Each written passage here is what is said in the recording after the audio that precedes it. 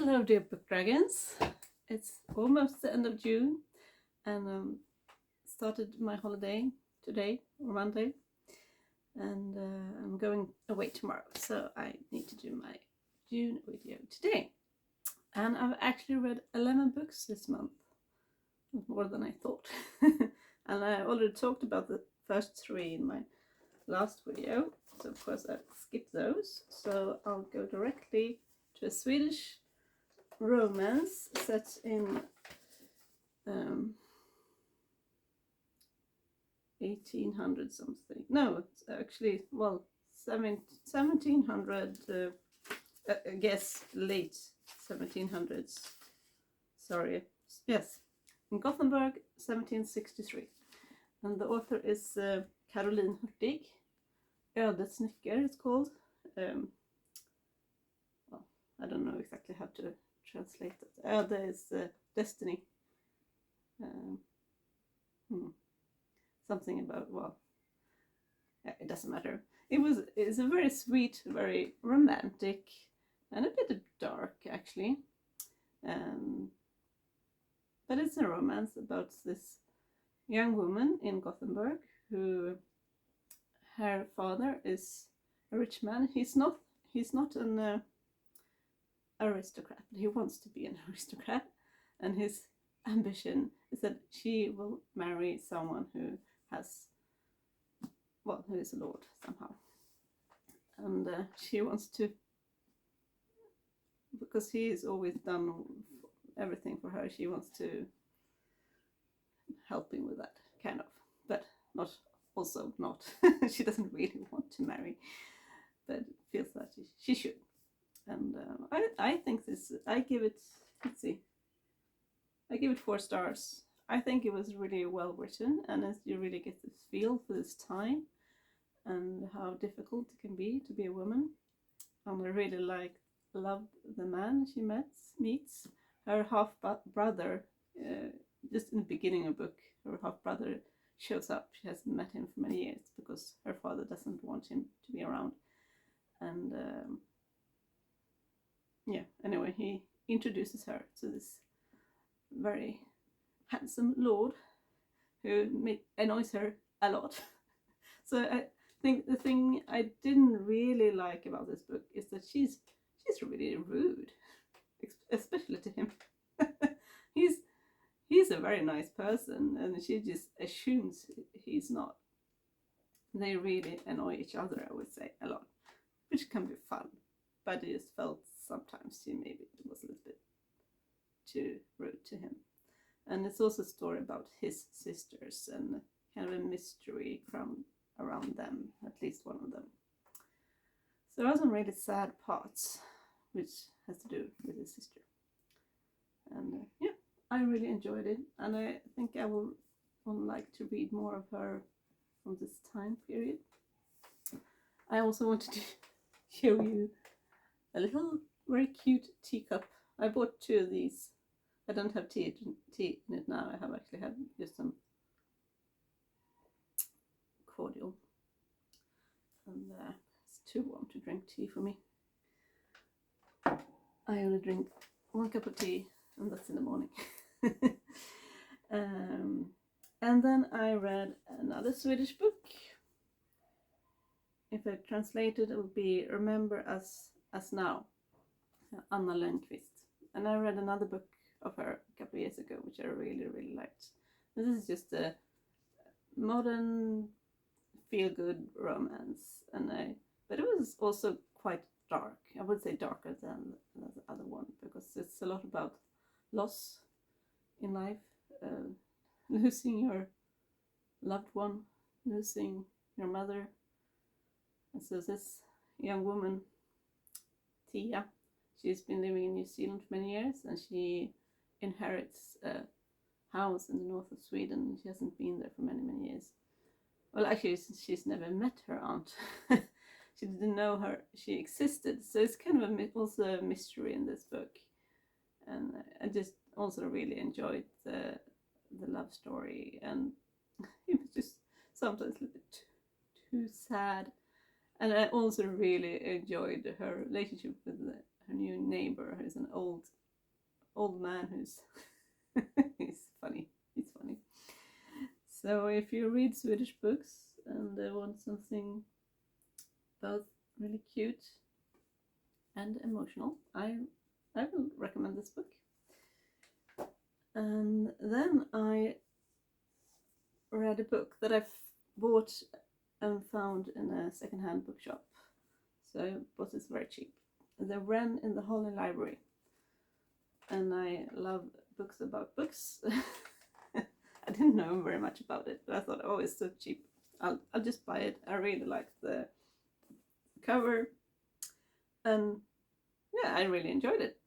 I read some things in between because I didn't want to bring this on my way to work and stuff. So yeah, but there were some parts I felt it was quite, you know, kind of what's going to happen. I recognized quite a lot to Sarah J. Maas's books. You kind of, I would say it was better than Sarah J. Maas because at least the love interest in this book, it does take a lot of space, but not as much as in Sarah J. Maas's books. And it is spicy, but not as spicy. But it is hot. It is hot. And this is about, you could say, is it in the future? I'm sure you get to know which year this is. This is set in New York in our time. And let's see if there is a year here. No, it doesn't matter. But it's kind of a dystopian future in New York where monsters is taken over, and this has been going on for a while. There's been kind of a truce between humans and monsters, and this girl, Kiers, she's a thief. She's been brought up a thief. She kind of got kicked out by her father when she was really young. We don't really know why. And she's had a really rough life. And in the beginning of this book, she's going into a house thinking there's humans living there to steal something, and unfortunately there is a monster, a kind of monster. He's not really a monster in the end. He's actually a magician. Well, this is something else, but there's a lot of myth in this. There's a lot of like Irish things going on, which I really enjoy, like the Winter King and the Summer King, and well, she is obviously the Wren. And yeah, it's because I don't have much knowledge about those things. I know I've heard about the Summer King and the Winter King, but so it's a very action-filled book. And maybe, I don't know why I'm talking it down, because I really enjoyed it. No, it's good. I liked it. It's a 4-star, not more, but it's good. And there's a second book which I want to read as well, so I'll probably buy that after the holidays. Yes. And then I reread 2 books. Well, actually, I read this before that book. Doesn't matter. But I read Strange the Dreamer for a book club that I'm in, which I've just rejoined. It's what's her name? Christy Ann Jones on YouTube. She's a lovely person to follow on YouTube. She talks about books. She talks about her writing books, and she's just have her own book going to print, but it's coming out in a year. Anyway, Strange the Dreamer is by Laini Taylor. It's a beautiful, beautiful book. It's very poetic.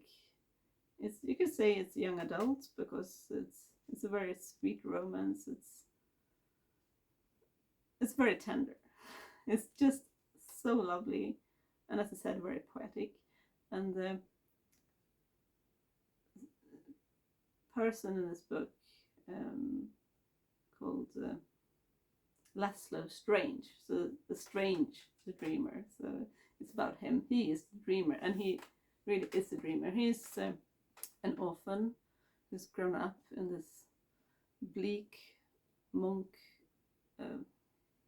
place, which is quite a harsh place, really. But one of the monks there has been telling him stories his whole life, and which really wakes his imagination. And in a stroke of luck, he gets to go to a big library in a big city, and he stays there. He doesn't go back. And he starts to work there, and there he gets to read about this mystical Weep, a city that this old man, this old monk told him about, and he played out this being a knight in Weep. Weep is not the city's real name. For some reason, when he was a boy, suddenly everyone in the world forgot about the city, forgot the name of the city, which he remembers, that everyone forgot it, and he doesn't remember the name either, but he's still very interested in this mystical city, which no one else is. And so the other librarians and the other people around him is kind of laughing at him for that. And maybe towards the middle of the book, or maybe earlier, suddenly there's this group of people arriving from this city and wants the smartest minds, smartest people to join them to come to the city to help them with a problem, a big problem. And they won't say what it is, but they need help. And of course Laszlo really wants to go with them, and he manages to do that. Then there's this other boy there in the same age who is the golden boy.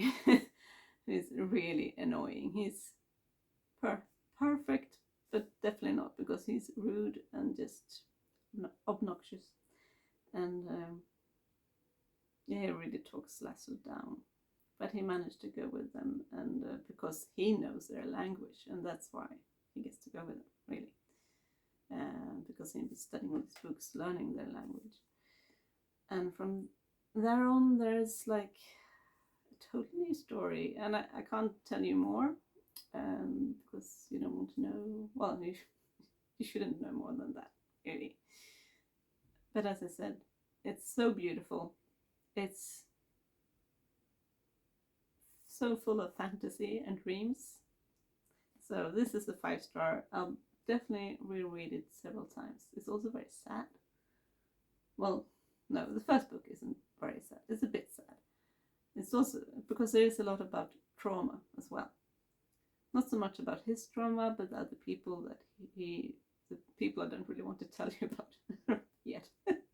Because I want it to be a surprise. And then I read the book after that, because it is a duology, Muse of Nightmares, and which is even more about trauma, because of the people he meets are in a very special situation, and then have it's difficult because I don't want to say so too much, but it's a quite crazy story about how these people he meets, how they've been brought up, the city, what's going on in the city, and the problem that they have. Well, anyway, yeah, I don't want to say more, but Laszlo is like the head person, but there is also another one. Obviously, there is a girl that he meets in dreams first, before he meets her for real.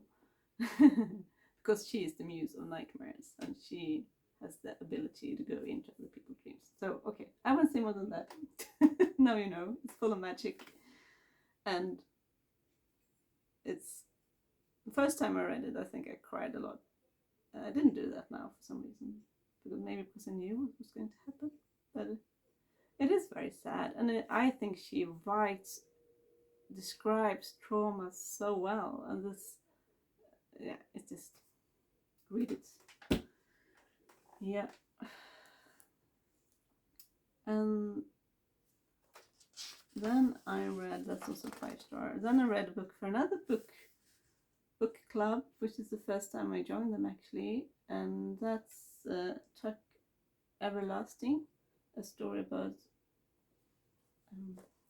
it's called in English. A story about eternal life, I guess it's called.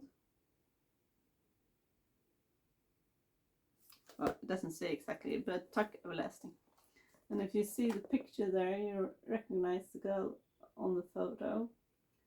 She so there is a film about this, and this is such a strange story. Winifred, she's 10 years old, and I haven't seen the film, but because I've seen some small parts on YouTube. I mean, she's not 10 years old, so before they said in the story she's 10, I was a little bit confused. So I was like, she seems very young. So this is a girl who lives in a house next to a forest, which she's never been into. Nobody goes in there. But she's really bored. It's hot. She has nothing to do. She talks with a toad. And she hears strange music from this forest. And there's a stranger coming, talking with her. A strange man. And well, the day after, she just decides to go into the forest. She's never been there, but she just goes there. And she finds this beautiful, gigantic, huge tree, and a boy sitting there who's dug up a stream. And he's drinking from it. And she goes there and talks to him, and he covers the stream up. And he tells her his story about his... Oh, does he do that?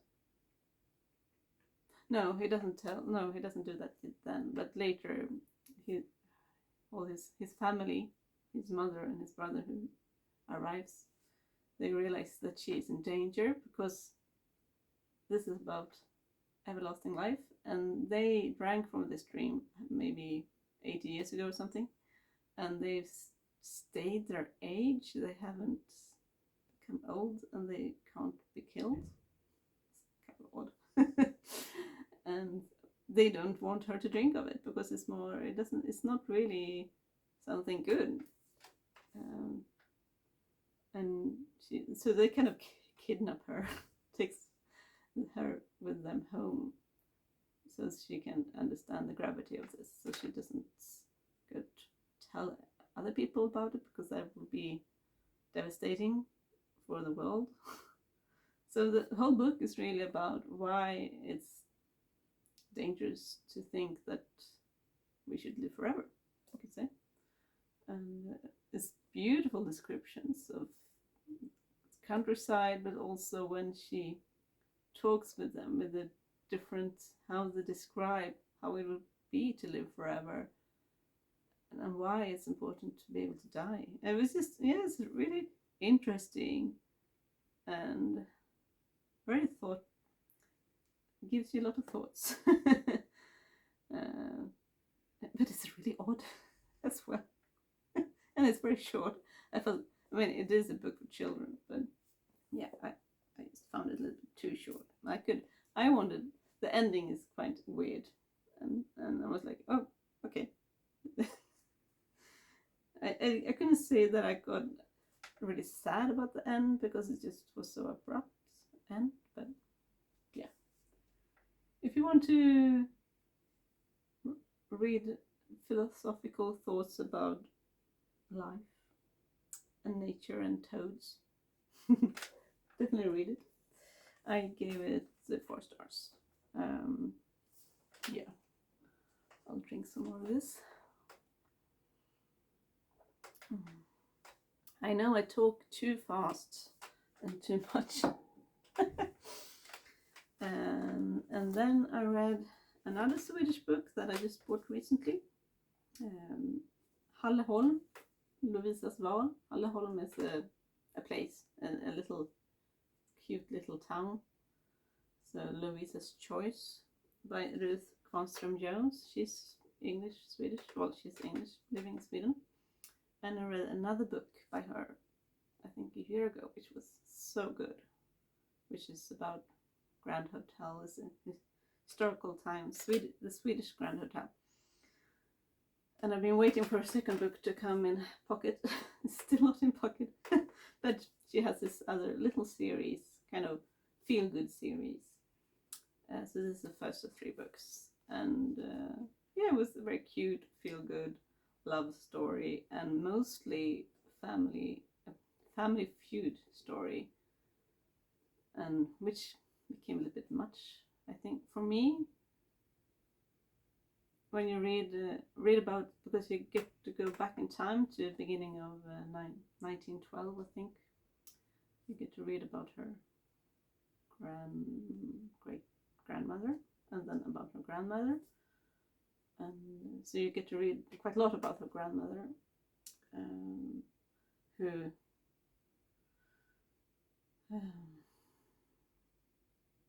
yeah, her great grandmother was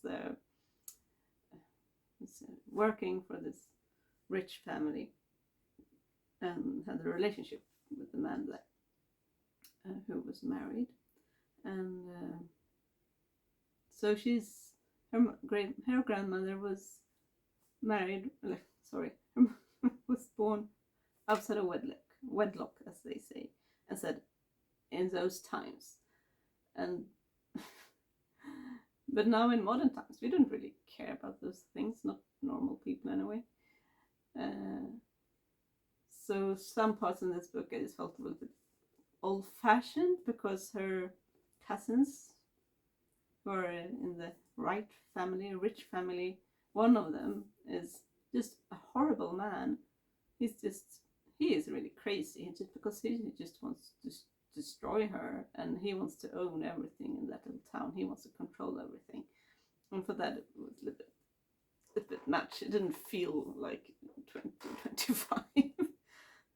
I mean, obviously there are people like that, but it just didn't. It felt a bit too much. But she falls in love with his brother, but she doesn't feel that she should be, because she also, I mean, she hates that family too. They both hate each other, but he's kind of worse because he destroys for her. Anyway, it's just, I don't know, it was an interesting book. It is, and then she's a baker, and I really like reading about baking. So I will definitely read the other books as well. And the last book, which I've been reading during the whole of June, is The Wind and the Willows, and I finished it today, and it's so beautiful. The illustrations by Inga Moore, and I know I showed you some in my last video, but I found some new favorites pictures that I didn't show you.